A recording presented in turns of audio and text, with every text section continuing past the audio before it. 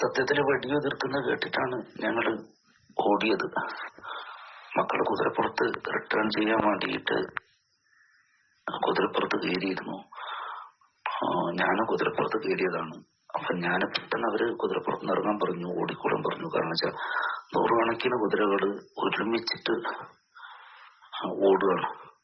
തിരിച്ചോടുന്ന മുന്നോട്ട് വരുന്നവരുണ്ട്, തിരിച്ചോടുന്നവരുണ്ട്. ആകെ ഒരു 2 കുതിരക്ക് പോകാനുള്ള വഴിയേ ഉള്ളൂ. 2 കുതിരക്ക് പോകാനുള്ള വഴിയില്ല.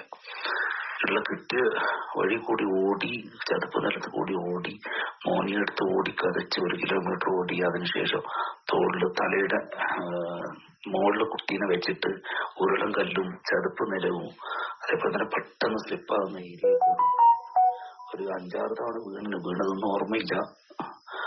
ഹബീബ ആന്റി ആണെങ്കിൽ കാല് ഒരു ചതുപ്പിന് അമർന്നു പോയി. മൂത്ത മോനോട് പറഞ്ഞു ഓടിക്കോന്ന് പറഞ്ഞു. അങ്ങനെ എങ്ങനെയൊക്കെയോ നമ്മൾ ഒരു കിലോമീറ്റർ 1.5 കിലോമീറ്ററിന് മേലെ ഓടിയപ്പോൾ ഞങ്ങൾ കുതിര നമുക്ക് അടുത്ത് കണ്ടു. കുതിര പുറത്ത് കയറി. മകനും ചെറിയ മോനും ഒരുമിച്ച്. ഓന്റെയാണ് ശരിക്കും സാഹസികത എന്ന് പറയാൻ കാരണം ചെലവിന് ഒരു കൈ കൊണ്ട് ചെറിയ മോനെയും പിടിച്ച് ഒരു കൈ കൊണ്ട് കുതിരയും പിടിച്ചിട്ടാണ് കുതിര ഓടുന്നത്. വിട്ടുപോയാല് നല്ല പാറക്കെട്ട, പാറകൾ ഉരുളം കല്ലുകളുള്ള ഏരിയ. മാത്രല്ല കുതിരകൾ തുരുതുര ഓടുക ചുറ്റുപാടുന്നു. രക്ഷയില്ലാത്ത ചെറിയ ഇടുങ്ങിയ 2 താഴ്വരയുടെ ഇടക്കൂട്ടിയാണ് തിരിച്ചു ഓടുന്നത്. കുതിരപ്പുറത്തോടി മോന് കൈവിടാതെ ഞാൻ പറഞ്ഞു, ഒരു കാരണവശാലും മോന്റെ കൈവിടരുതെന്ന് പറഞ്ഞു, ചെറുതിന്റെ കൈവിടരുതെന്ന് പറഞ്ഞു.